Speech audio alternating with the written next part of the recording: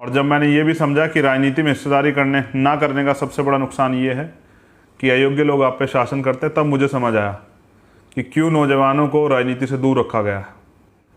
आप अपने आसपास भी चेक कीजिएगा, वो नौजवान किसी पार्टी किसी दल में हो, कब तक नकारा जाएगा नौजवानों को। और जब कोई नौजवान आगे बढ़ता है तो जब उसको रोका नहीं जा सकता तो उसके ऊपर आरोप ही लगाए जाते हैं। रहती है कि मैं सब लोगों से ज़्यादातर लोगों से बात कर पाऊँ, लेकिन इस संगठन इसीलिए कि मैं भी नहीं हूँ तो वहाँ बहुत सारे हर प्रदेश में चंद्रशेखर है, हर प्रदेश में जो है हमारे नेता हैं जो काम कर रहे हैं। अब मैं नौजवानों के लिए 2 चीज़ों पे बहुत ज़रूरी बात करना चाहता हूँ। पहली बात, मिशन चलाने के लिए चाहिए क्या? ईमानदारी, कार्य के प्रति, अपने लक्ष्य के प्रति, अपने समाज के प्रति संघर्ष, खूब संघर्ष, हवाई नहीं, ज़मीनी संघर्ष, आम जनता के बीच जुड़ाव, लोगों के बीच जाके उनके दुख सुख को सुनना, वो संघर्ष का हिस्सा है। लोगों को जाके तैयार करना, समझाना। तीसरी बहुत जिम्मेदारी की जो चीज़ है वो है प्रतिज्ञा, संकल्प। और जिसने जब प्रतिज्ञा ली है और उसके साथ उतनी मेहनत की है वो आगे बढ़ा। और गुलामी काटने की प्रतिज्ञा ली बाबा साहब अम्बेडकर ने। पाखंडवाद को ख़त्म करने की प्रतिज्ञा ली तथागत बुद्ध ने। पाखंडवाद, झूठ, अंधविश्वास के खिलाफ आंदोलन चलाया संत श्रोमणी सतगुरु रविदास जी महाराज ने, संत कबीरदास जी महाराज ने, गुरु नानक देव ने।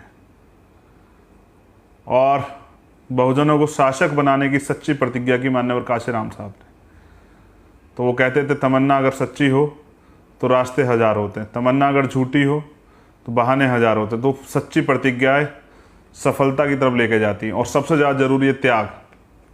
बाबा साहब अम्बेडकर चाहते तो किसी देश के प्रधानमंत्री बन जाते, वो चाहते तो विदेश में अपने परिवार के साथ रह लेते, वो चाहते तो बड़े उद्योगपति बन जाते, वो चाहते तो दुनिया के सबसे बेस्ट इंटेलेक्चुअल्स बन जाते।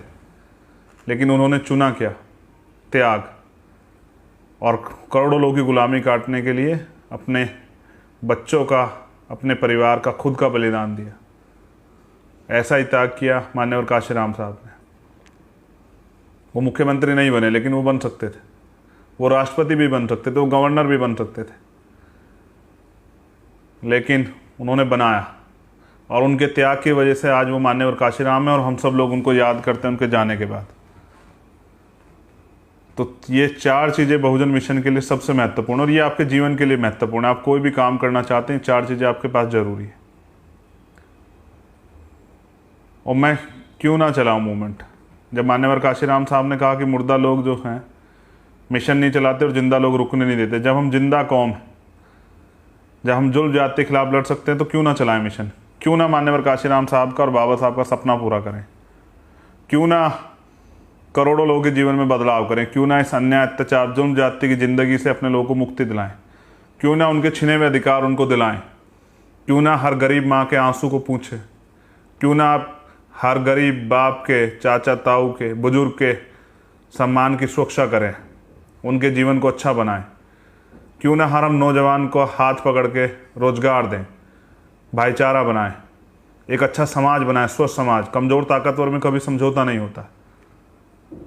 तो ये जो जानें गई हैं, ये बचाई जा सकती थी अगर बचाने की निष्ठा होती। इस पे मैं बड़ा काम करूँगा।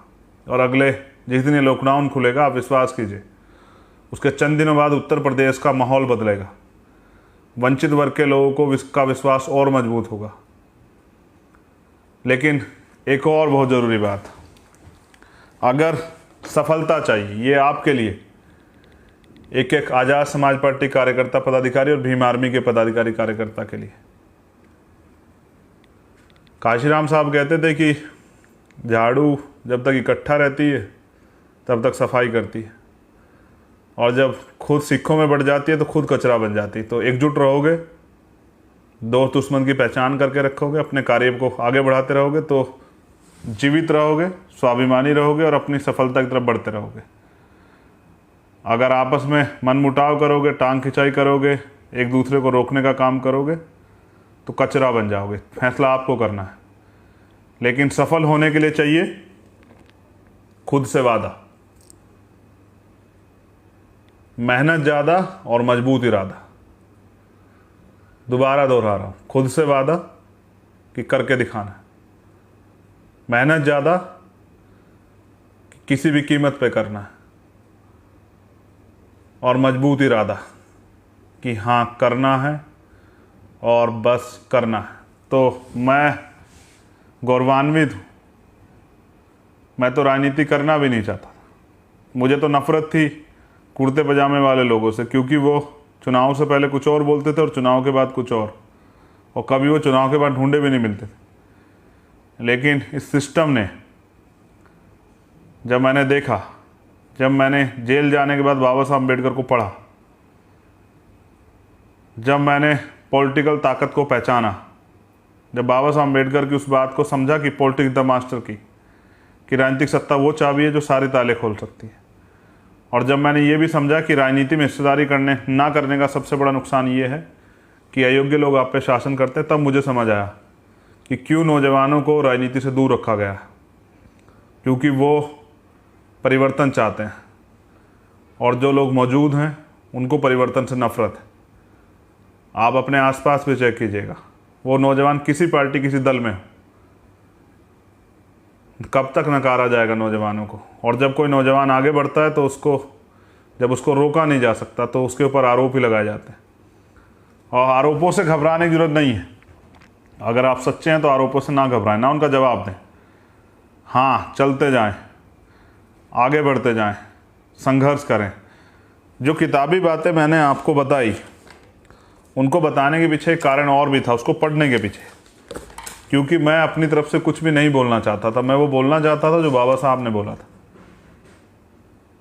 क्योंकि बाबा साहब अम्बेडकर कह के गए कि 21वीं सदी हमारी, हम लोग शासक जमात बनेंगे। उन्होंने ऐसा नहीं कहा, उन्होंने ऐसे ही नहीं कह दिया ये बात। वो समझते थे और ये भी समझते थे कि इसको आगे कैसे बढ़ेगा।